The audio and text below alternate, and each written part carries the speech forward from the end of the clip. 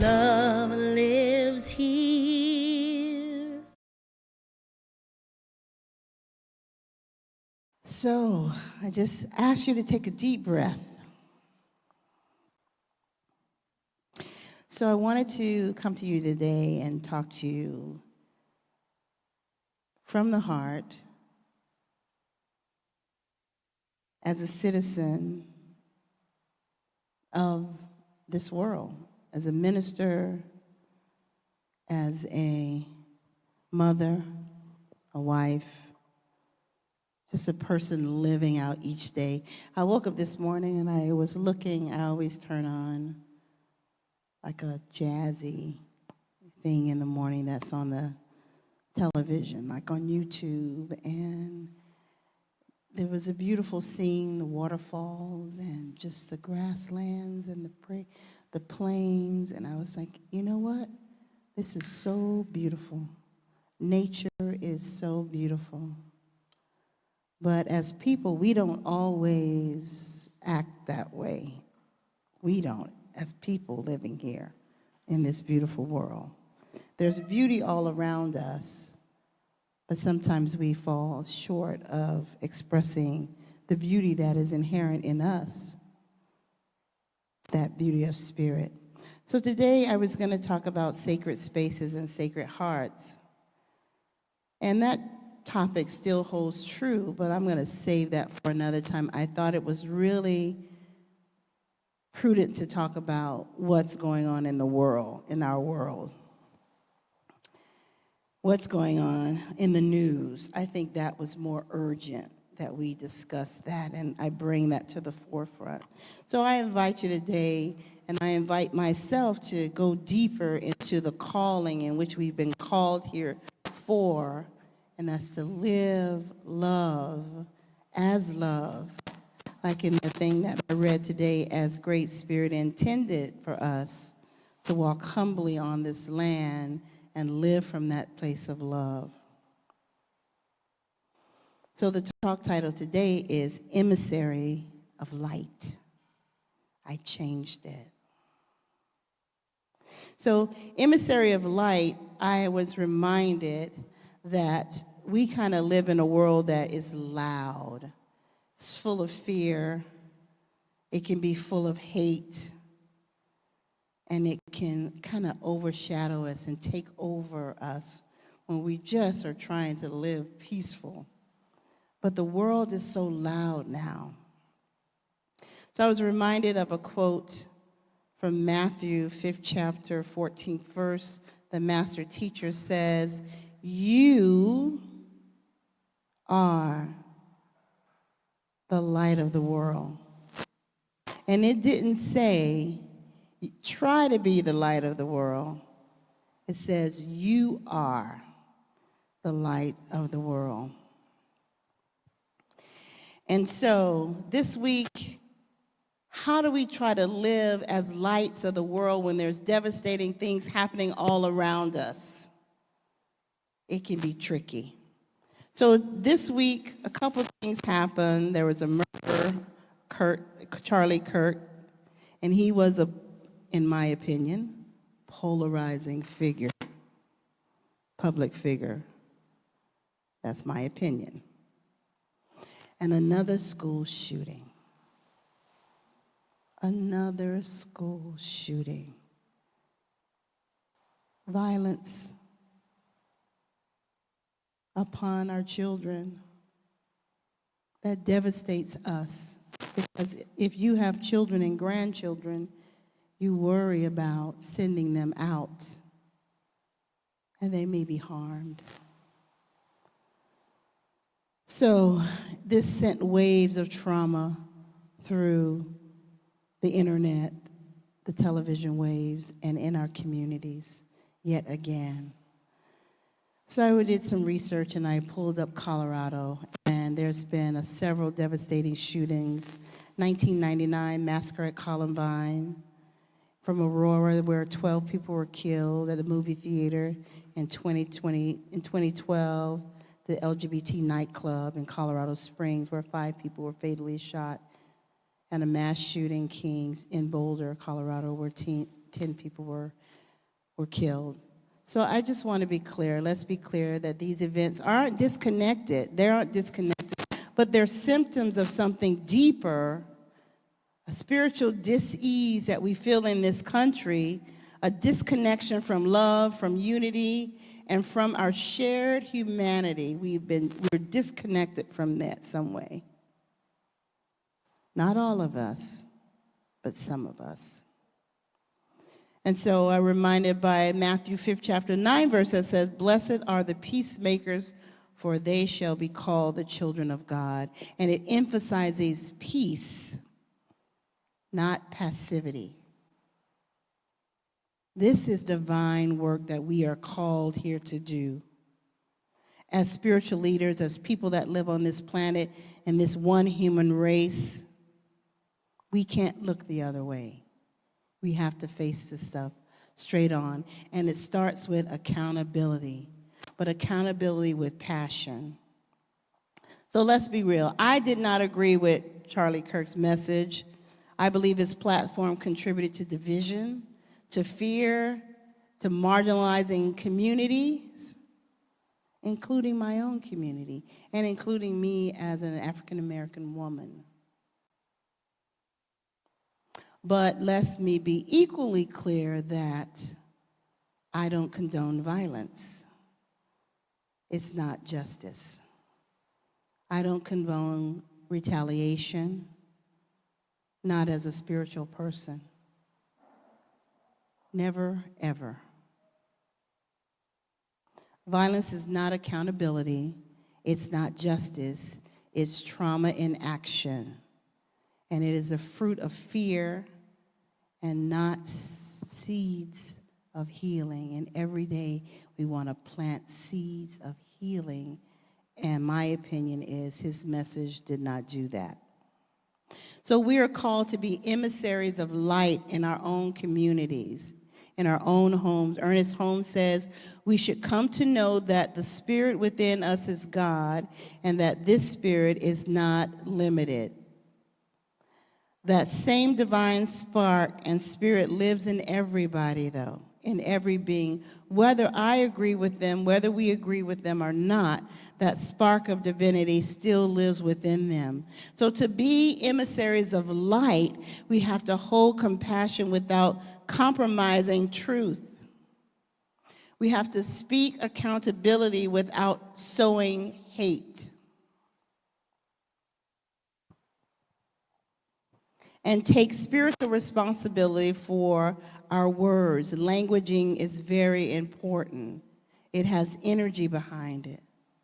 So we have to be accountable for our languaging. And if we do this, this work can heal the cancer that is spreading in our communities, in our world, the cancer of division, the cancer of otherness. But we are called to a higher consciousness when we practice peace, love, joy. The song that they sang. Peace, love, joy in me. So peace, love, joy in us, all of us. We have a sacred responsibility to collective healing. So I had to ask myself, well, how did we even get here? How did we ever get to all this division? So I looked it up. And this is what I found.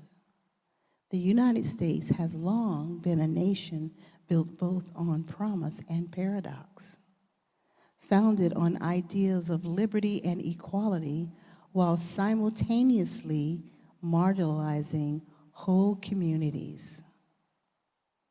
The Native Americans, displaced, dehumanized, and subject to genocide. The African American community, enslaved, segregated, incarcerated, and continuously disenfranchised.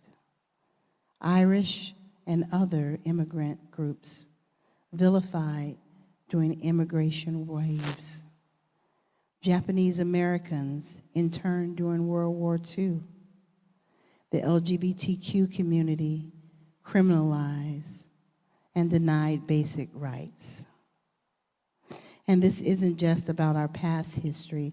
It's about spiritual culture and collective consciousness that, unless healed, will continue to reproduce separation, othering, and continue to produce violence. So how can we just stop? It's a cry of frustration. How do we stop? How do we stop? So I have to ask myself, what conversations have I avoided? What is that? They say something to get along. Go along to get along. What conversations have I avoided? What blame have I passed on? What healing have I displayed or delayed, expecting someone else to do it for me? How do I show up in the world? So to be an emissary of light is to stop waiting for permission to radiate truth. Stop waiting for permission to radiate love. Stop waiting. Stop waiting. And do it even when it's uncomfortable.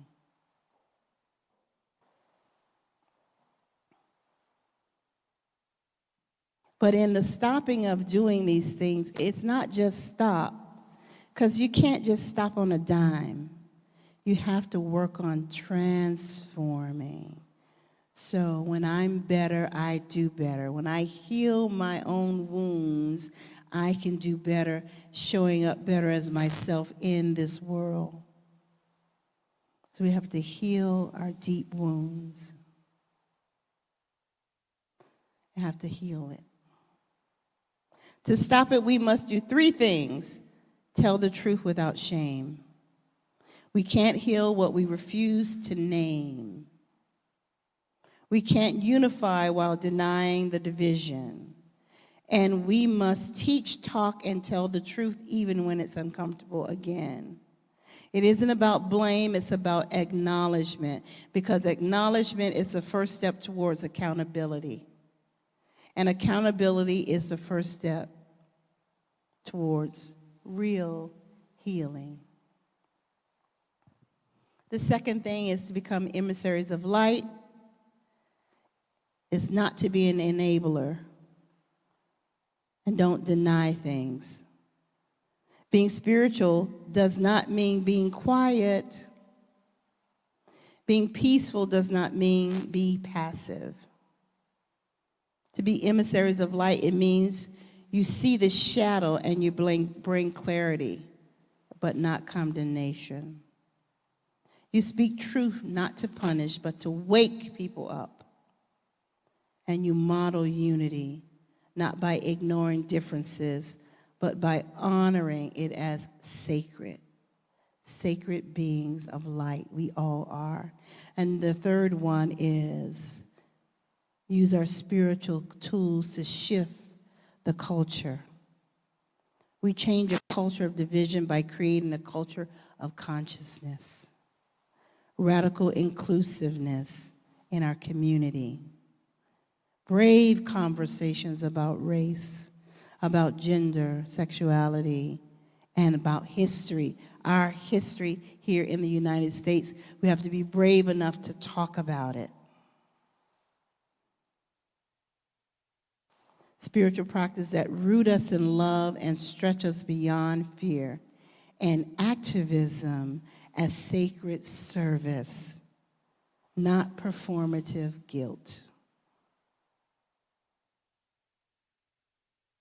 It's not fast work, it's generational work, but it's holy.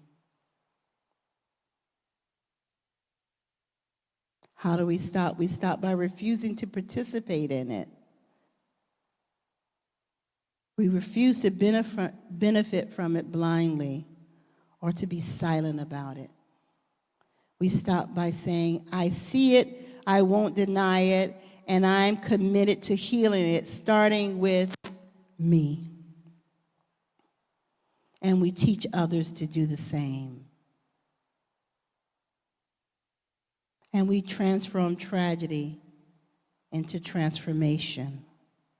In the face of school shootings, political violence, radical rhetoric, and misinformation as currency, we see a lot of misinformation. So we are being asked by Spirit to be different, to build bridges where others build walls, to stand fierce in love where others bow in fear, and to use our voices not to destroy, but to illuminate. And we use our language responsible.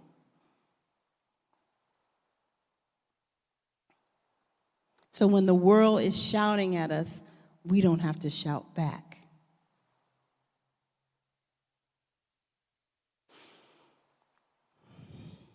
So, I do not agree with what's been going on, but I will not hate. I will not let the fire of the world extinguish the light in me by causing me to hate others, but will hold them accountable for what their words are and what their actions are in the world. So I invite you now to just close your eyes, if you will, and take a deep breath. And do this exercise with me. Returning to that sacred place within. I invite you to place your hand over your heart as you take another deep breath, feeling your heartbeat, and saying silently to yourself, I am an emissary of light. I hold sacred space in a hurting world. I am responsible for the love I radiate. I will not meet hate with hate. I choose to heal, to speak truth, and to walk in peace.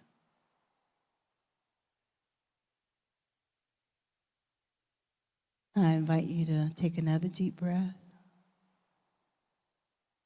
and open your eyes. And please go to your tables.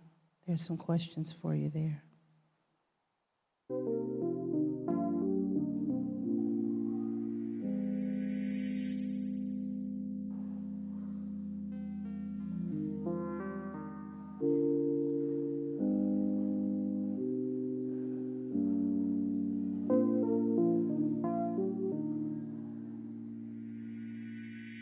Okay, so to wrap this up, I want to just say one thing, well, more than one thing. So this is a story, and it says, there was a small candle who lived in a drawer, unused and unseen. One day, a great darkness came to the village, and people panicked, shouted, and blamed each other. The candle was afraid. I'm too small, it thought. What difference can I make? But a gentle hand picked up the candle and lit it. And in the depths of night, even the tiniest light could be seen for miles. People began to gather, not around the biggest voice, but around the one holding the flame. The candle didn't remove the darkness entirely, but it changed the space around it. It reminded people that they can see again. And then they, too, lit their candles. One flame became many. The village was not what it had been, but it was no longer lost. And the moral of that story is, You may not be able to change everything, but you can be the light that changes the atmosphere around you. And that is how the world begins to heal. And so it is. And taking in a deep breath, we rise as light. Beloved presence, infinite spirit that flows through all things, all life, all people, every corner of our world, the presence of spirit is flowing through. So we pause in this moment to remember who we are and whose we are. We are not the noise of the world. We are not the fear of the culture. We are not the division we have inherited or the human harm that is harming one another. We are the light of the world. We are the bridge in this world. We are the ones who say, this ends with me.